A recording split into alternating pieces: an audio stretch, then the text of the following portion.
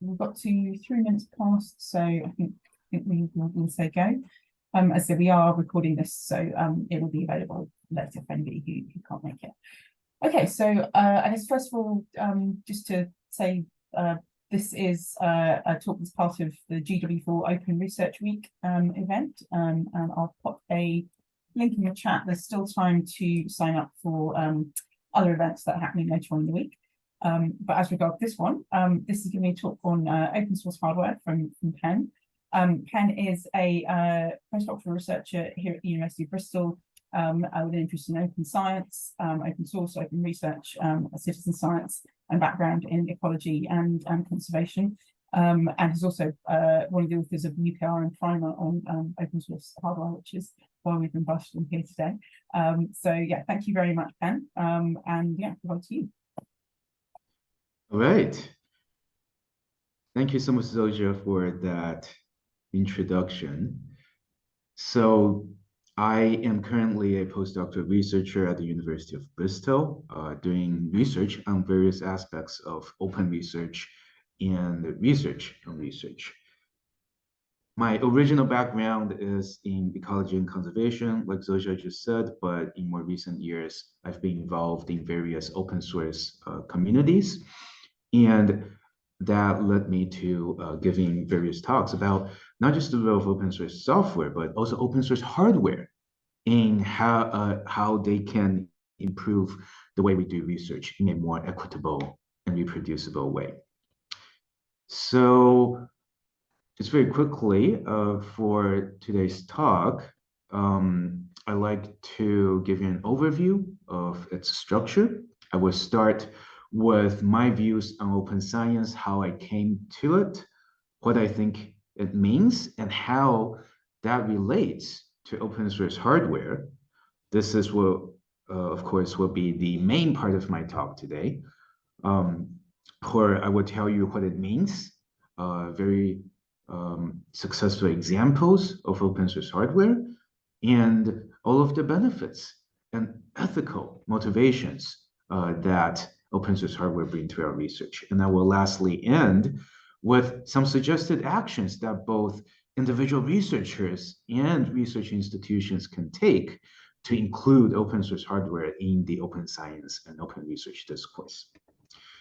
So again, my original academic training is in looking at environmental and ecological issues. I remember one of the biggest research projects that I've been on was being sent as a group of scientists to look at the impacts from the 2010 Deepwater Horizon oil spill in the Gulf of Mexico. This was the largest marine oil spill in humans' recorded history.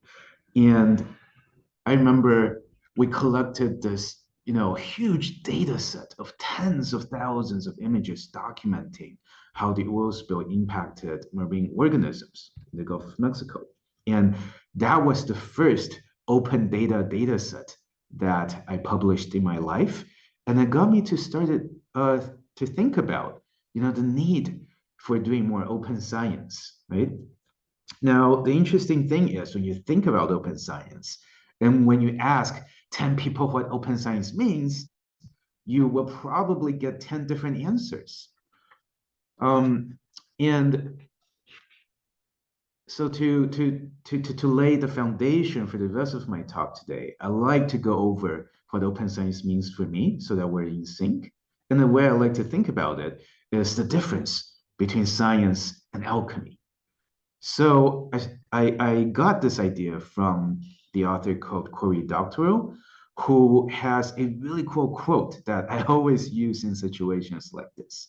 He said, alchemists kept what they knew a secret from each other for 500 years. Now, on the surface, superficially, they were doing experiments, they took lots of notes, and they were actually learning stuff. But because they kept everything a secret, they didn't advance the state of the art very much. And every single one of them had to learn in the hardest possible way that drinking mercury is a bad idea. And I think this really hits at the core of what science is and why it's different from alchemy, because science is a fundamentally iterative process where we are always building on what came before. In other words, I think if you want to do good science, you have to do open science. Now, another aspect of this is that if you look at the Latin root of the word science, it actually just means knowledge. It doesn't mean, just the narrowly defined STEM or natural sciences that we are colloquially talking about today, right? It actually just talks about the more general process of gaining and sharing knowledge. And on that topic, there's the idea of intellectual generosity, right? Where we have a responsibility to share the knowledge that we create.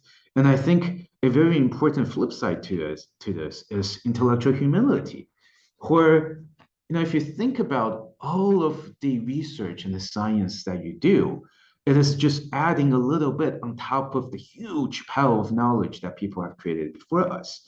So for anything that I create, it is because of everything else that I have been able to learn and draw from throughout my entire life. I didn't get here on my own, and it would almost be kind of presumptuous and arrogant of me to say that, oh, but this, new knowledge that I created, this is so special that no one else can make use of it. So these are some of my fundamental motivations that took me to open science. And I think when it comes to open science, for any process or output, it should come with four fundamental freedoms for anyone else to make use of that outcome, study it, modify it, and continue to share it without restrictions. And a lot of these principles are captured in the UNESCO recommendation on open science that was ratified in November of 2021. I was very lucky to have played a small role in creating this recommendation from UNESCO. And it breaks down scientific outputs into several different categories. One are scientific publications. I think this is what most academics are familiar with. There's, of course, data. And very importantly, we also need to think about educational resources, right? This is often neglected. A lot of people talk about the need to publish the code that you write for research. And then the recommendation talks about the importance of hardware designs, the physical layer of research. And if you really think about it, hardware underpins so much of the science that's done today. It is hardware that literally took us to the moon. And it can be really huge pieces of hardware like the Large Hadron Collider. It can be smaller things like the binoculars that ecologists use to observe wildlife. It can also be the microscopes that we use in the lab. And because so much of science is done using computational methods these days, even the computers that we use form the physical layer of research. However, very similar to software, hardware is usually closed source. So what does this mean? Well, it means that hardware designs and their blueprints, are legally restricted, preventing us from exercising those freedoms that I talked about. Now, what this means is that the hardware we use, the scientific equipment, they're black boxes. So on a fundamental level, there's no reproducibility. We don't really know what's happening inside these black boxes that we use for research. There's a lot of vendor lock-in. Because of these legal restrictions, we are relying from the manufacturer and vendor of that scientific hardware to dictate, our use of it. There's forced obsolescence, right? Where, let's say a particular company, they go out of business. Then our physical hardware, goes out of date because it's not supported anymore. But we are also prevented from maintaining it ourselves. And this creates a lot of waste. And all of these reasons also lead to the very high costs of scientific equipment that we use today. So, in other words, I feel the closed source aspects of the technology used in science means that we are relinquishing our autonomy to very powerful entities that can dictate where and how we can do our research. And this reinforces a lot of global inequities in how we can do science. And when it comes to this topic, I always think of Dr. Julieta Avencio, who has written a lot on this subject. And one quote that I like from Julieta is that hardware affects the way people think about research questions, right? So when it comes to research tools, if the hardware, rather than being enablers of our creativity, if it's closed source, then we are essentially doing what the available tech lets you do, rather than what we want to do with it. If you want to learn more on this, she just had published a paper just very recently, hot off the press, looking more into the inequalities that come with closed source technologies and how open source technologies can challenge that very unjust power dynamics. Now, in contrast to all of this, open source hardware enshrines those freedoms that I talked about, where every design is published in a way that anyone can study, modify, distribute, make, and sell hardware based on that design. There are actually many successful examples in science. One of my favorites is the open fluctuator microscope. It was developed here in the UK. I believe most of their research group is based at the University of Glasgow right now.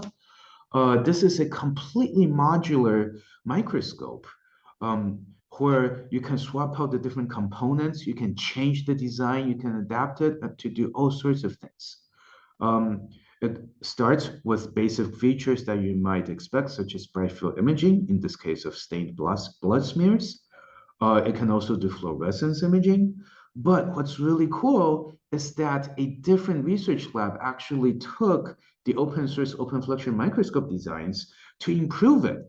So this other lab in another part of the world, they were able to greatly increase the resolution of the open fluctuator to the open fluorescence imaging, which I think is remarkable, right? It's not just about publishing open science. It's about how you make of the open science to take it, to another level. Now, these are just a couple of features of this lab-grade, research-grade microscope, but to get all of the parts and to build it yourself, it starts at just 200 US dollars. Now, if you have ever worked in a lab with a microscope before, you will know that this is orders of magnitude cheaper than having to buy it from a closed source manufacturer.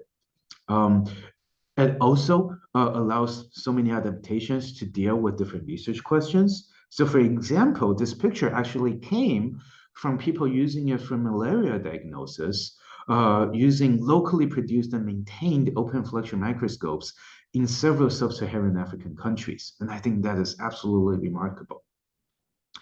The open fluctuator has also inspired other microscopes, such as the endoscope, which is used to look for microplastic pollution from marine water samples, right? So again, another instance of adapting open science and open source hardware for different research purposes.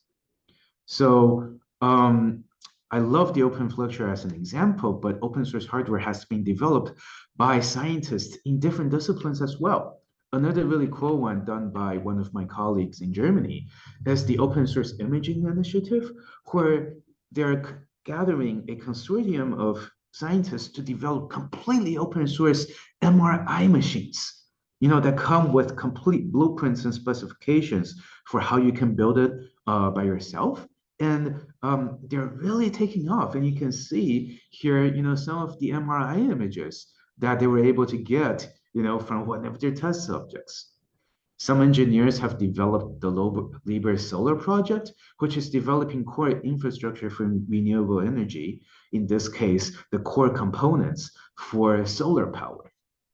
And another one of my really good friends is the developer of the OpenCTD. So CTD stands for conductivity, temperature, and depth. And this is a kind of environmental sensor that's very fundamental to oceanography and marine biology research. And they were able to successfully develop a completely open source CTD that is so much more accessible and cheaper than the closed source ones that scientists have been previously forced to use. and they've successfully deployed this in several different places. And it's really growing right now, and I find it super, super exciting. Another aspect is that open source hardware has literally been launched into space. The example I'm showing you right now is the Orosat, which is a completely open source CubeSat. And this is remarkable because for a lot of researchers who want to use remote sensing from space, um, they often have to develop their satellites from scratch, right? But when you really think about it, the satellites that we send into space, they have a lot of common components. So the Orosat is actually aiming to be a open source CubeSat platform where if you are a scientist, who want to launch your instrumentation into space, you don't have to develop it from scratch. You can take the Orosat design and add your custom sensors to it so that it really saves you so much time and effort for whatever you want to do in or from space. So this is an example of how open source hardware really reduces reinventing the wheel, right? Because we only need to develop, the specific instrumentation to our use case rather than creating the whole platform from scratch. So I think that is also remarkable. Now, I mentioned a little earlier about some of these cost savings, and this has actually been researched. So Joshua Pierce is a huge name in this field, and in one of his papers, he actually did the math and calculated that open source technologies provide up to economic savings of 87% when you compare it to closed source tools of equal or even lesser functionality. But this is not just about saving costs. A lot of questions that I get when it comes to open source hardware or software, for that matter, is that, oh, okay, so I must do this for free, and it has to be nonprofit. This is actually not true. If you think back to the freedoms that I talked about and that definition of open source hardware, being able to sell what you create is very much part of that definition. And there have been successful businesses created and based on open source hardware for science. One project that I really like that ties to my biology training is the Ninja PCR project. So PCR stands for polymerase chain reaction, and it is a fundamental process in a lot of molecular biology and genetics research. And previously, you need really, really, really expensive equipment. It can easily be thousands, if not tens of thousands of dollars each to buy a piece of this PCR machine. But some scientists have developed completely open source PCR machines that are not only really cheap, but they turned it into a successful business. In this case, if you buy the Ninja PCR machine, the cost is less than 500 US dollars, right? So it's really cheap for the scientists who want to buy this piece of equipment, but it's also good business for the scientist who has started selling it. In fact, the Ninja PCR is just the first generation version of their PCR machine, and now they're actually developed the third generation of their PCR, open source PCR equipment. So I think that's really, really cool. Another successful company is called IO Rodeo. I believe they're based in the United States and to produce a lot of open source lab equipment to do chemistry. They have this really cool potentiometer, or in this case, the open colorimeter that they're selling on their website. And this is a for-profit business that is selling completely open source lab equipment that anyone can buy and use and adapt to their own purposes. So I think this is also really cool. And it drives home the point that open source technologies doesn't mean free of charge or nonprofit. It can be very commercially successful as well. Okay, so everything I've talked about so far came mostly from academic researchers. But another thing I want to touch on that I think is really important is the fact that open source hardware is also being done by citizen and community scientists that don't belong or work within universities, right? So I like to talk about how open source hardware is also happening outside of the ivory tower. Okay, so when it comes to this, the first project that I like to mention is called Public Lab. So you might remember from the very, very beginning of my talk, I mentioned that one of the big research projects I participated in looked at impacts from the Deepwater Horizon oil spill. Well, it turned out that at the same time, and I didn't know this at the time, was when the Public Lab project started. So they were a group of concerned citizens who were impacted by this oil spill. Many of them were people who lived along the Gulf Coast in the southern United States. And the impact was really profound because a oil spill really harms the local economy, whether that's tourism or the local, fisheries that is so economically important to those states. So these concerned citizens, they got together to form Public Lab, which developed their own instrumentation for measuring scientific data from the oil spill because they didn't have access to what academics had access to, whether that's papers or data, right? So they took things into their own hands and they developed their open source hardware for their own scientific research. One of the earliest ones is called the Public Lab Balloon Mapping Kit. So this was developed long before drones became part of our colloquial usage, right? This was 13 years ago, and for the Public Lab Balloon Mapping Kit, it's essentially one big helium balloon that's tied to a particular instrumentation platform that they developed from scratch. Then they used it to do aerial mapping of the Gulf Coast to identify places that have been impacted by the oil spill. And they did this kind of GIS, spatial mapping that created this huge data set of where the oil spill is going. And it's absolutely remarkable. Um, Now, what's also really cool is that Public Lab has now grown into an international network of citizen and community scientists, and people have adapted this aerial sensing platform for different purposes. For example, another group used the Public Lab balloon mapping kit to obtain scientific data that documents the harms coming from this company that was dumping toxic waste into the Mississippi River. And not only were they able to obtain the scientific data, they were able to use this data in legal proceedings against this polluting company. And I think that's a great example of how open source hardware has played a crucial role in environmental justice and advocacy. Another group that I always talk about is called Safecast. So this is another organization. I believe they're registered as a charity, which was formed 1 year, well, almost 1 year after the oil spill that I was just talking about. Is they started on the other side of the world in Japan after the Fukushima nuclear disaster and tsunami that killed so many people in 2000, more than 10 years ago, right?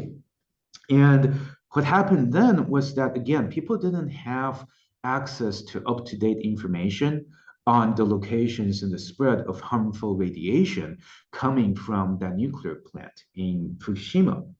So they worked together as citizen community scientists to design and build their own completely open source hardware radiation sensors, right? That's called the Safecast, radiation sensor that they took out to map the spread of harmful radiation in their local communities. And this also became a global project for environmental sensing. So now their sensors not only measure radiation, but also measure other environmental measures such as temperature and other things, right? And Safecast scientists have taken their sensor to different places in the world, where now Safecast has become such a successful project where they have more than 5,000 citizen or community scientists contributing data. from 100 different countries who have made more than 200 million measurements of environmental data around the world, and it is still growing. And I think this is absolutely remarkable as a successful citizen science project that has been running for more than a decade. I mean, think about academic, research projects, right? How many of them get to run for more than 10 years and still grows, And I think this is a remarkable example, right, of how successful research happening outside of the ivory tower has achieved this kind of long-term sustainability. But when it comes to open source hardware and the science that it can do, it's not limited to environmental sensing, even though I just gave you some examples of that. So another story that I always love to tell is of the Burj al Shamali refugee camp in Lebanon. So most of the people who live here are Palestinian refugees, and they've been living in this refugee camp for many, many decades, going back to the mid 20th century. Now, one notable part of living in this refugee camp is that it turns out in all of the decades that it's been there, it's become a really, really dense city almost, but there has never been an easily accessible, publicly accessible map of this urban space that they live in. So community organizers within this refugee camp, they actually got together and they adapted the public lab balloon mapping kit into a system that they can use to map their refugee camp. And they were able to, hoist it up into the air to do aerial photography of the entire camp and turn it into a crowdsourced map where, they were finally able to see the city that they live in from above for the first time. And this changed their perspectives on how to manage this communal space that they're sharing together and use the spatial data in urban planning, such as to create urban green spaces or to start urban agriculture projects. So this again demonstrates how open source hardware can be adapted for different research needs and to benefit different communities that have taken the lead on doing that research to think about how they manage their spaces and to answer locally relevant questions. So far, I've talked a lot about how we can use open source hardware in research, whether it's in academia or outside of the university, using examples that are successful, whether it's successful for communities or successful for businesses, right? So what do you do as an individual researcher? Well, the first thing that I would invite you to do is to publish your hardware designs if you create any, right? And you can think really broadly here. It can be how you've set up your experiment. It can be a particular customization that you've made to your hardware. It doesn't need to be electronics or electrical stuff. It can be other physical aspects as well, right? So think creatively about the physical layer of your research and how you can share and publish it in a way to benefit other researchers. Another specific thing I like to mention is that for those of you who are familiar with publishing code, you might know that there are open source software licenses that you should attach to your code repositories that you publish, right? And some of those open source licenses could be the GPL license, Apache or MIT licenses. So when it comes to hardware, there are actually open source hardware licenses that have been developed specifically to enable the sharing and use of hardware designs. The most prominent ones that I would encourage you to use are the 3 CERN open hardware licenses that have just reached version 2. So there's the CERN open hardware license S, W, and P variants. I don't have time to go into the details, but I encourage you to check out these licenses when you publish your open hardware designs. The open source hardware community has also developed best practices on what you should do when you publish your designs. For example, there is the open know-how standard, which specifies best practices on the kind of files and a bill of materials that you should include when you publish your hardware. And it also includes information on how you should include structured metadata that goes with your hardware designs so that it is machine readable and interoperable with other open science publishing platforms. Another standard is called DenSpec 3105. I was able to help review a tiny part of this specification. And not only does it talk about how to publish open source hardware designs, but this specification also provides best practices on how to do peer review for open source hardware. And I think that is also very interesting for the academics that are in the room today. Okay, another aspect of this is what are some of the communities of practice that are engaged in developing open source hardware for research, right? Well, I have been very lucky to have been in the leadership of the Gathering for Open Science Hardware for the past 2 years. And this is a group of researchers from across the world. You know, if I really think about it, we have researchers based in every single continent in this world, except maybe Antarctica, even though open source hardware has actually been used in Antarctica, which is really cool. But anyway, we have hundreds of researchers across the world as part of this group. And every couple of years, we will have a huge in-person conference that we call The Gathering. And it's in a different country every time. It's really cool. I encourage you to check it out. Where we just come together to share our practices around how to create open source hardware for science and research. But this gathering is not the only group out there. Another huge one is the Open Source Hardware Association. So they are one of the pioneers in open source hardware. They are not limited to academic research, but open source hardware in general. If you are developing your project right now or have a project that you'd like to publish, another group you can talk to is the Open Science Hardware Foundation.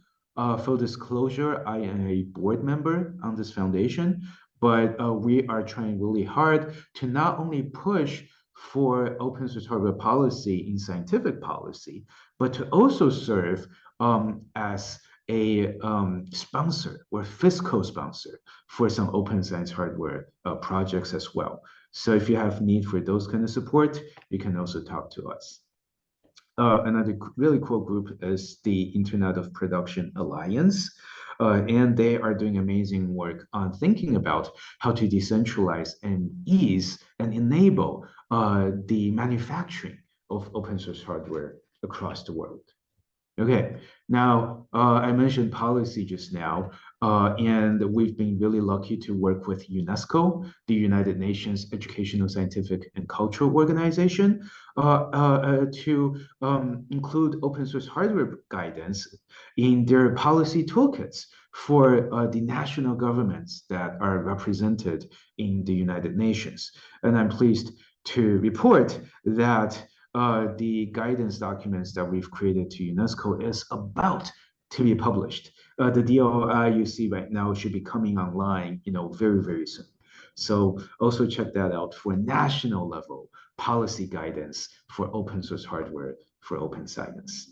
Within the UK, we have also worked with the UK Reproducibility Network, UKRN, and you can see on their website that there is now a open source hardware primer that you can read. It's just a few pages long, and it gives you some, guidance on how you can think about publishing and using open source hardware for research. And if you're looking for mentoring and training, there's a group called Open Hardware Makers that gathers regular cohorts and trains them in the development of open source hardware and how to share them. So if you're looking for training, you should definitely check out this group as well. Okay, a couple other things to wrap this up.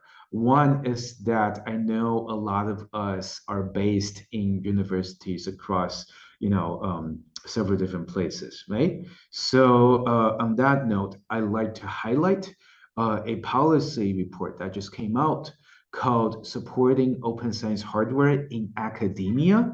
This was written by Dr. Julia Terravencio, who I mentioned earlier, and it comes with policy recommendations for universities and funding bodies. So if you know any people in those two groups, definitely check this out. In this report, it recommends things such as, how to recognize hardware as a component of open science for universities and funders. A really important part is that it talks about how tech transfer offices or whatever other departments with similar names should consider open source technologies in how they spin out technological developments from their universities. This is really important because right now a lot of tech transfer offices in your universities, they assume that everything has to be closed source for it to become mutually successful, when that's not the case. Again, like the examples that I showed you today, open source hardware or software, can be very commercially successful, and tech transfer offices should absolutely consider that. Another part of this report, it talks about documentation standards, which I just mentioned, and also recognizing diverse roles in research. Right? I know for software, there's increasing recognition of research software engineers. Well, for hardware, we should also recognize research hardware engineers and incentivize the creation of those roles.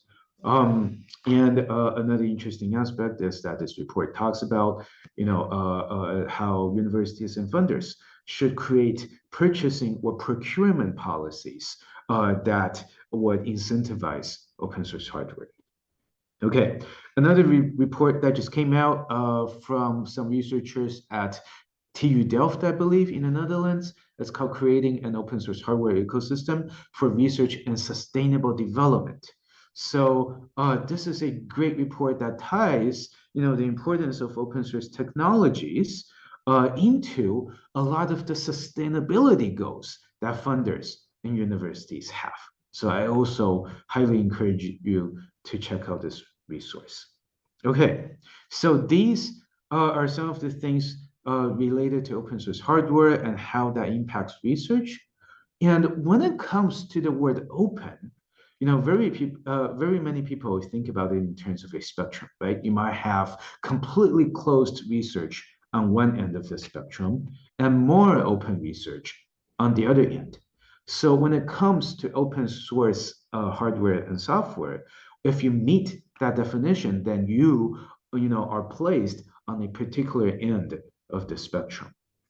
Now, what I hope is that we can really move from closed research, where whether it's data, software, or hardware, to the other end of the spectrum, where the software and hardware that we create meet the open source definition. And this is really important because open source technologies are a necessary condition for enabling inclusive and rapid innovation to address the super urgent global issues of today, right? Whether that's climate change or diseases, or even thinking about our social, political, and scientific institutions. It is only through open source technologies and open science that we can tackle those super urgent issues. In other words, we simply don't have time to be alchemists. We cannot afford to not do open research and open science. And I think that forms a very fundamental ethical imperative for us to do open science. And that's the main message I want to leave with you today. This ethical imperative and how open source hardware can be a part of that picture. I hope some of this has been useful to you. and it has been stimulating in some ways. I am very grateful for the opportunity and to be invited to talk about open source hardware as part of this amazing Open Research Week of 2023. These slides have been published to Zenodo in case you want to check out some of the links that I mentioned. And I'm sure there's a lot I can learn from all of you as well. So with that, thank you so much again for having me, and I will very happily answer some of your questions. Thank you. Fantastic. Thank you very much, Ben. That was really interesting and also really inspiring. I think the note to everyone about the ethical imperative of open source hardware. Thank you. Thank you. I'm just looking to see if we've got any questions in the chat. No, just one from somebody saying we had to leave early, but they were listening to the recording afterwards, and thanking you. Okay, but we can open questions either in the chat or, I mean, as we haven't got that many people, I can probably unmute people if they want to put their hands up and ask anything in person.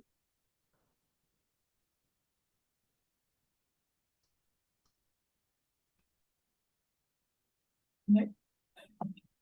Too much to think about. Well, I guess I have one question for you, if you don't mind, which is kind of always coming off the back of the ethical imperative to make things open.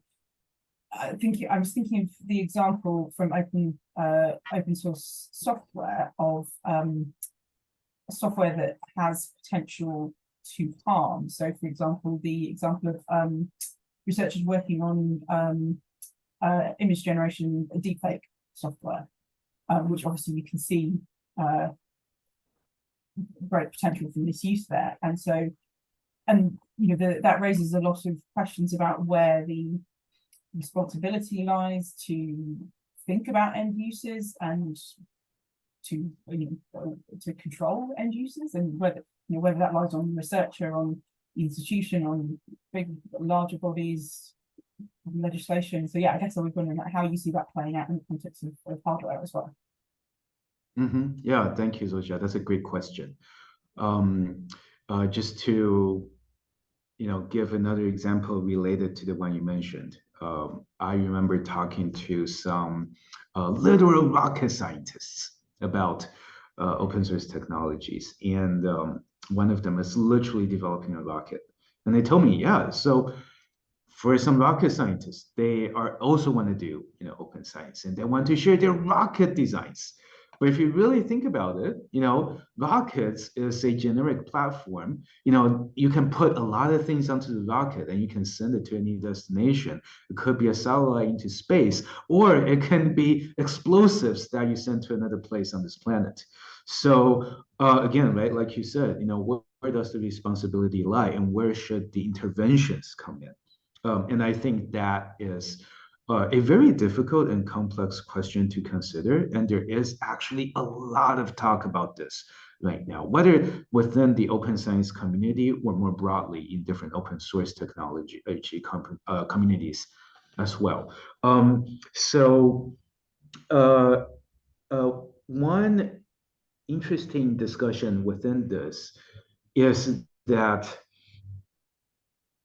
we need to think really carefully about the underlying power dynamics here, where we don't want to end up, entrenching certain forms of power at the expense of individual people or individual researchers like us.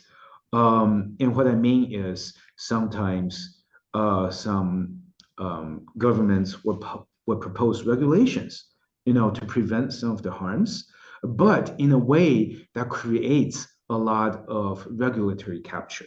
What I mean is, going back to the deepfake example that you mentioned, there is, for instance, the AI Act that the EU is in the process of enacting, or similar legislation around the world, right? So they say things like, hey, you should be careful about your generative AI that you're developing, to prevent a lot of these harms. And that's great. But what happens a lot is that when regulations like this happen, they create so much burden and restrictions that only the very, very, very big and established tech companies can afford to do things that way. And it end up entrenching the power of big tech in this case. And in my opinion, that can also be very dangerous, if you know what I'm saying, right? So I don't have, a cut and dry answer to your question right now, but I guess I just like to highlight that when we think about how we govern, how we share and make use of knowledge, we need to be very thoughtful and considerate of what some of the downstream impacts might be. And it needs to include, all of the potential people who will be impacted by those rules. So this is the best answer I can give you, unfortunately. And I think this is such a complex topic that requires a lot more deep thinking. Thank you. Yes, yeah, I'm not sure I was expecting a perfect solution. It's just, yeah, it is a very big and thorny issue, I think. Yeah, thank you. Yeah, absolutely. And another thing I mentioned just now, are those rocket scientists, right? A lot of them want to do open science. It's not just about the rockets, it's about the other stuff they're building for space, such as the satellite that I told you about. And again, they run into problems. Some of my colleagues, they want to coordinate internationally and share, their hardware designs with other researchers in other countries. And then they get people from the government literally knocking on their doors saying, "Oh, you can't share your scientific outputs because it's limited by export restrictions by our country."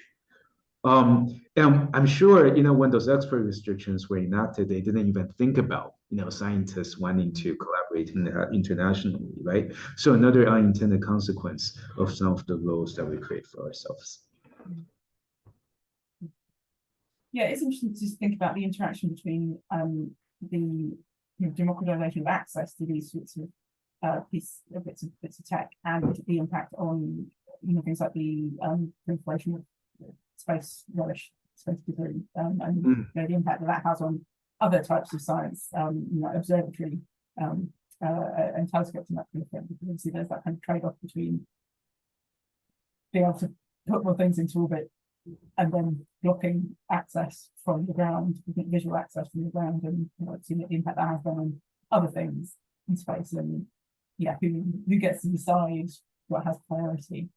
But yeah, I think that, as you were saying, it kind of ties back to that problem of how do you regulate things and thinking about the downstream impact. Indeed, yeah. I think there are a lot of trade-offs that we have to navigate, and there's no right answer to this, to be honest. So we just do our best. Right?